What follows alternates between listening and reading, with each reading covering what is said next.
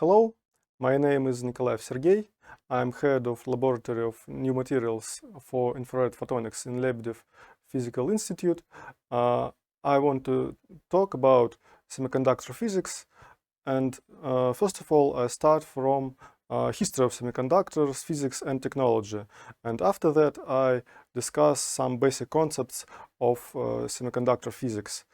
Discovery of semiconductors is bound to name of Michael Faraday. He is noted that resistance of silver sulfide drops with temperature increases in opposite way that metal behaves. Also, semiconductors like silicon or germanium has conductivity somewhere between metals and insulators. And at the end of 19th century, new era of semiconductors investigation starts. First semiconductors device was crystal detector, and it was invented after Carl Brown discovery of rectification or asymmetric conductance in the metal semiconductor junction. But he can't find any application of this device, and only in 1819th both used this crystal detector to detect radio waves. In 1905, Pickard patented silicon crystal detector, and this device was widely used in radio receivers, for example Marconi type 106. At this moment, there was a lot of phenomena discovered in semiconductors. For example, thermal electric effect discovered by Seebeck, photovoltaic effect. Also in 1906 was first observed electroluminescence from crystal detector. To explain all these phenomena, you need to construct semiconductor theory, and first step in this way was done by Felix Bloch. He developed theory of electron movement in crystal lattice or periodic potential. After that, Alan Wilson, Schottky and Mott was developed theory of band theory of conduction and models of potential barrier or metal semiconductor junction. These theories opened a way to construct new devices based on these principles. First of this device was semiconductor diode. It's a more practical way of crystal detector that purify applied voltage and conduct current only in one direction. PN junction diode was developed in Bell Lab in 1930s, 1940s, and after that, in several decades, other diode devices was constructed. For example, Zener diode or tunnel diode. Zener diode, for example, used to obtain constant voltage, and this diode works in opposite direction in breakdown region. And tunnel diode was invented by Leo Isaki, and interesting property of this diode is negative differential resistance in some voltage region. But the most important invention in semiconductor physics is the invention of point contact transistor. This invention was made by a group of physicists from Bell Lab, Shockley, Bardeen and Breton. They made first transistor in 1947. This invention is so important because transistor allows to amplify signals, and all other amplifiers was built on based on these devices. after point contact transistor was invented, bipolar junction transistor was invented too in a couple of years. These devices was rather big and not so convenient to use, but in a decade, in 1960, modern metal oxide semiconductor field effect transistor was invented. This transistor scheme is now used in all the electronics around the world. Next step to obtain our modern technology of semiconductors was made by Kilby and Noyce. They independently invented integrated circuit that allows to put several semiconductor transistors and other elements on one substrate. Other important region of semiconductor physics is bound to electroluminescence. First observation of electroluminescence was made in 1906, but the creation of light-emitting diode was reported in 1947 by Oleg Losev, Russian inventor. But he can't find any application for this invention, and only in 1961 infrared light emission from germanium arsenide tunnel diode was discovered and find application in signal transition. After that, this region of semiconductor physics connected with light emission was developed, and in 1993 high brightness blue LED was demonstrated by Shuji Nakamura, and a group of Japan physics was win Nobel Prize for this invention. All our light emitting diodes that we use nowadays for indoor luminescence was made by this technology. Development of integrated circuit technology leads us to construction of microprocessors. First microprocessor was introduced by Intel in 1971 and obtained about 5,000 of transistors. Nowadays, our commercial CPUs have billions of transistors, and all our information vault around us now connects with semiconductor devices. But what properties of semiconductors leads to this huge industry? First of all, most of semiconductors are crystalline. What that means? That means that atoms in this solid state has periodic arrangement. So then you take one part of this crystal and translate to specific vector, you obtain the same crystal structure. Small part of crystal structure that can produce all crystal by translating on lattice vectors is unit cell. Most common lattice systems is cubic systems. For example, simple cubic where atoms appear on vertices of cube. Body-centered lattice system where we add atom in the center of the cube, and face-centered cubic system with 6 additional atoms on the faces of the cube.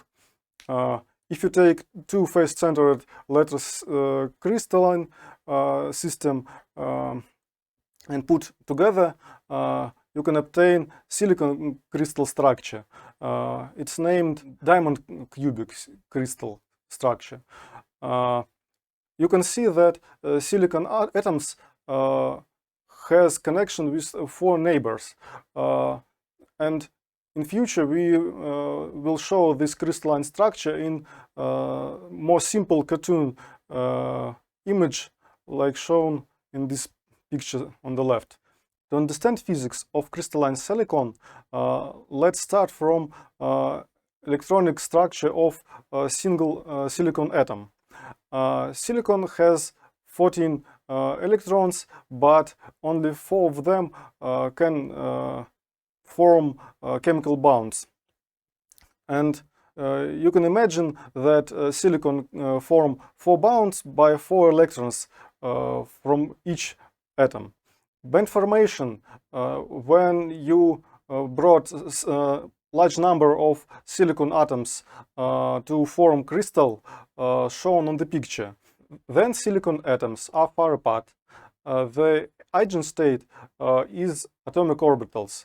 When silicon atoms come close to each other, atomic orbitals hybridize to molecule orbitals. And as far as there are a lot of silicon atoms in this crystal, there are a large amount of these molecule orbitals. So energy distance between this orbital is very small, and you can talk about continuous band of state in some region of energy. For a certain distance between silicon atoms in silicon crystal, these states separated on 2 bands. One is fully occupied and other is empty. Occupied band is named valence band, and empty band is conduction band. Between these bands there is no electron states, so this part is named band gap. Top of the valence band is noted as EV, and bottom of conduction band is noted as EC. Band gap is EG. Now we can talk about difference between insulators, semiconductors, and metals. In semiconductors, band gap between valence band and conduction band is about 1 electron volt, but in insulators, this band gap is much higher and have value about 3 or more electron volts. In metals, there is no band gap, and band is only partially occupied. So you can think that electrons on silicon atoms form covalent bonds with 4 neighbor atoms, and these electrons fully occupy valence band, but there is no free electron in the conduction band. This picture is correct at a low temperature, about absolute 0 temperature. What happened if we warm up crystalline silicon to room temperature? There was enough thermal energy of silicon atoms movement to break some covalent bonds, and electrons from valence band moves to conduction band. These free electrons in conduction band and holes in valence band can carry charge in semiconductor crystals. To understand why these free electrons is important to understand conductivity of semiconductors, I remind you some basic formulas of resistivity. First of all, resistance of bulk crystal you can explain in terms of resistivity and geometric sizes of this crystal. Conductivity is reciprocal resistivity, and you can rewrite Ohm's law in terms of current density and resistivity, or current density and conductivity and electric field. From microscopic point of view, current density is equals to product of particle density, their charge, and drift velocity. So conductivity you can explain as production of particle density, their charge, and mobility. So the larger particle density is in our crystal, the larger conductivity in our material. Let's calculate concentration of free electrons and holes in intrinsic semiconductor. Intrinsic semiconductor is semiconductor without any impurities in this crystal. To describe this system, you need to use Fermi distribution function that Fe, but in our case we can rewrite this distribution function in more simple way and use Maxwell-Boltzmann distribution to describe occupation of electron in conduction band and holes in valence band.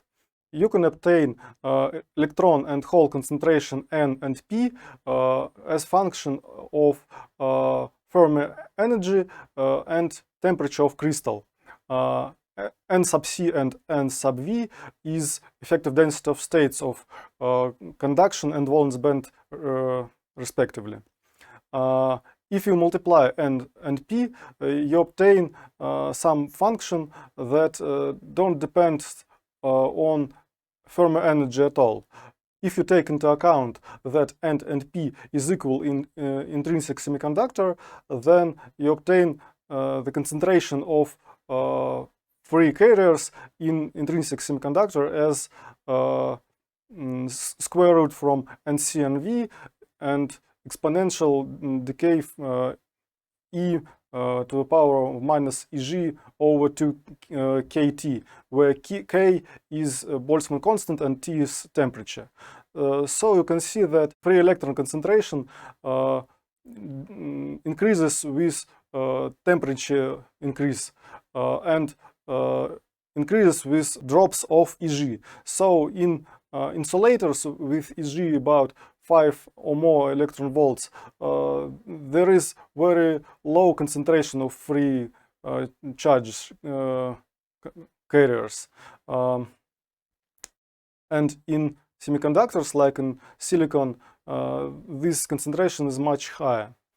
Also, from the formulas of electron and holes concentration, you can derive position of Fermi energy, and it placed in between of conduction and valence band at low temperatures. But what changes if you put some impurities in your semiconductors? These semiconductors is named doped semiconductors or extrinsic semiconductors. If you replace some silicon atoms by atoms from 5 group of periodic table, for example, antimony, there was some additional electron in crystal lattice, and it electron only weakly bounded to antimony atom. So with temperature increase, these electrons became a free electron in conduction band. If you replace some silicon atoms by atoms from third group of periodic table, for example boron, these atoms has only 3 valence electrons, so one of the bonds have no electron. Electrons from nearby electrons can hop to this hole near boron atom, and such movement of hole you can explain as movement of a positive particle through crystal. Let's calculate electronic concentration in N-type doped semiconductor with additional electrons and donors in this crystal. You can separately calculate concentration of electrons in different energetic or temperature region. At low temperature, when thermal energy lower than energy separation between donor level and conduction band, the concentration of free electron you can explain the same way as for intrinsic semiconductor, but with very low energy gap, delta D. But if you heat your crystal and your temperature is now larger than this bound energy of electron to donor atom, then all of these donor atoms are ionized, and concentration of electron N is equal to Nd, which is donor concentration. In this thermal region, there is saturation of electron concentration in crystal, and when intrinsic concentration is bigger than donor concentration, this silicon crystal behaves like intrinsic semiconductor. You can see this behavior on this graphic. Here, electron concentration depends on reciprocal temperature, and at low temperature there is freeze-out range, and after temperature increase you obtain saturation range and intrinsic region. Let's discuss simple physics of p-n junction.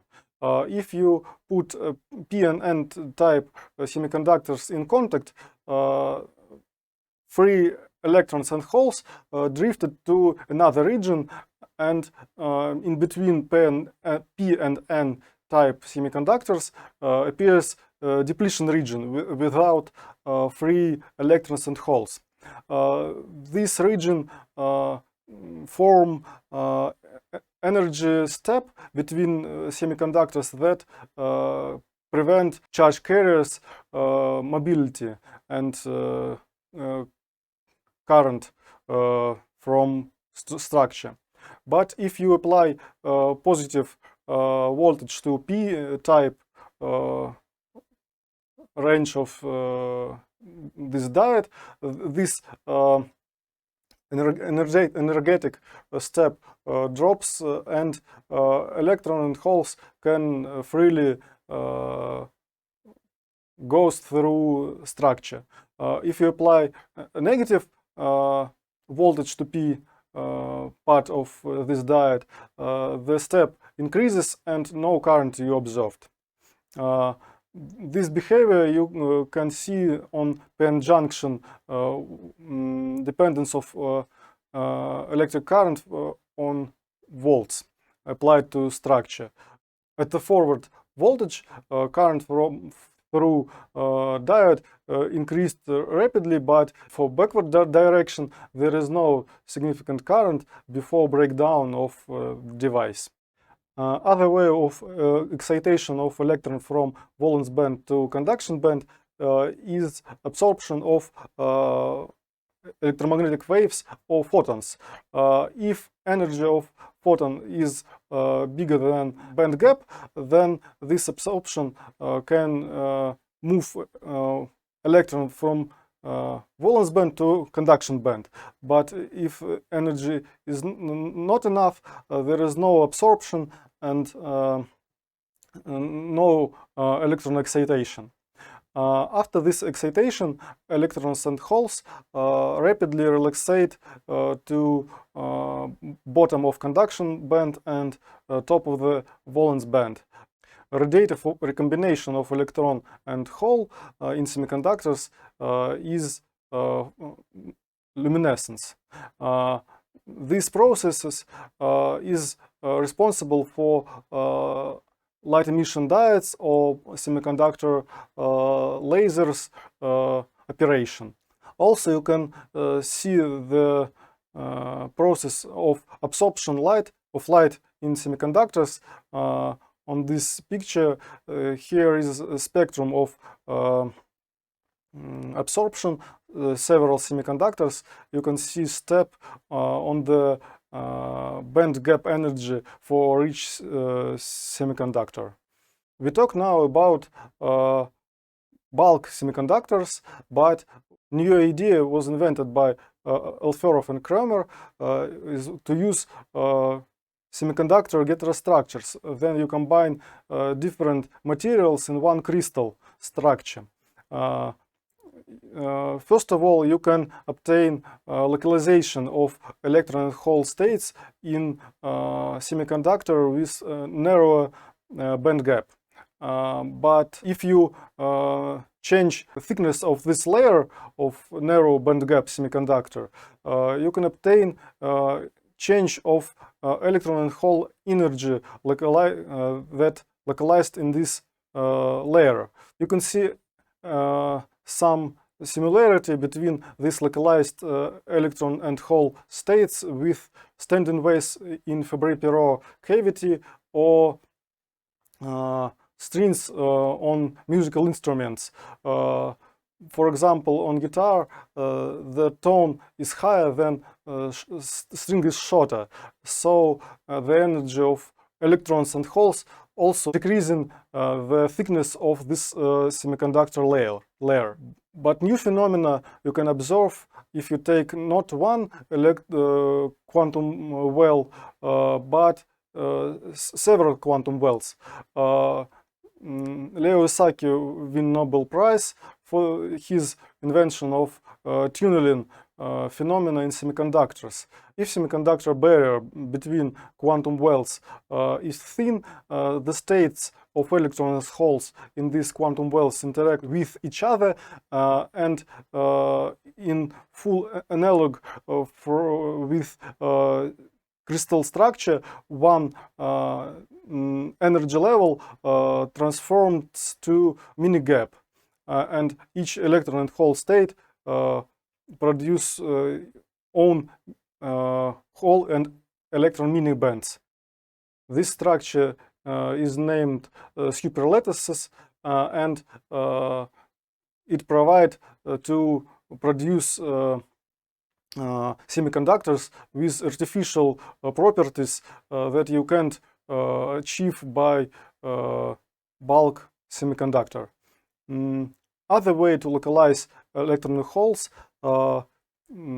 is spherical nanoparticles, and in agreement with our previous explanation, changes of diameter of nanoparticles leads to change of spectrum of luminescence of these nanoparticles.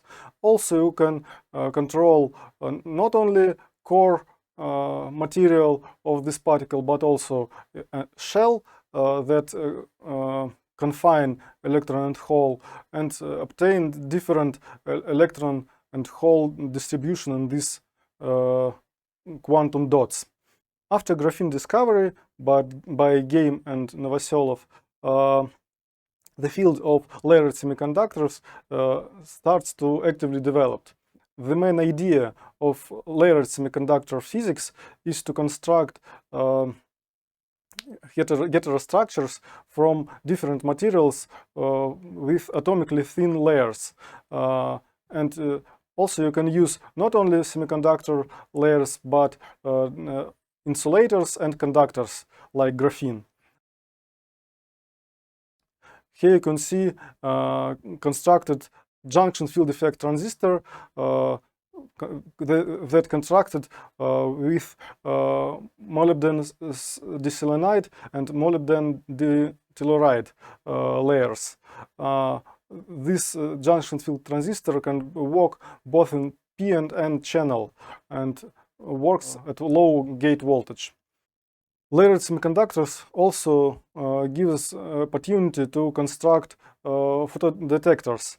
Here, MOS2 phototransistor demonstrated with high detectivity and photogain. Then you put two flakes of layered semiconductors on each other, you can produce periodic Moir pattern that depends on the angle between these sheets. This periodic potential is similar to crystal periodic structure, so you can control semiconductor properties not only by materials but also by angle between these layers. New material that actively investigated in this decade is perovskites. These materials has organic or non-organic cation A. Perovskite nanocrystals are efficient light source. Also, high photovoltaic response allows us to use perovskites as solar cells, and in tandem cell with silicon solar cell, they achieve 34% of efficiency. New interesting idea in perovskite semiconductor physics is to synthesize organic nanocrystals with organic separation layer. Combination of different concentration of bulky organic cation and small organic cation allows to achieve 1, 2, 3, or 4 layers substructure in perovskite nanocrystals. So this is new material for two-dimensional physics. In summary, I want to talk that the study of semiconductors spent almost 2 centuries, evolving from basic experiment to huge industry. Key technology development include the transition from early diodes to advanced transistors or integrated circuits. Band theory provides a fundamental understanding of semiconductor physics, explaining crucial phenomena such as temperature-dependent conductivity and mechanisms of light absorption and emission. Modern semiconductor physics placed great importance of low-dimensional structures and metamaterials, which give advancement in various applications. These include superlattices, quantum dots, two-dimensional materials, and perovskites. Thank you.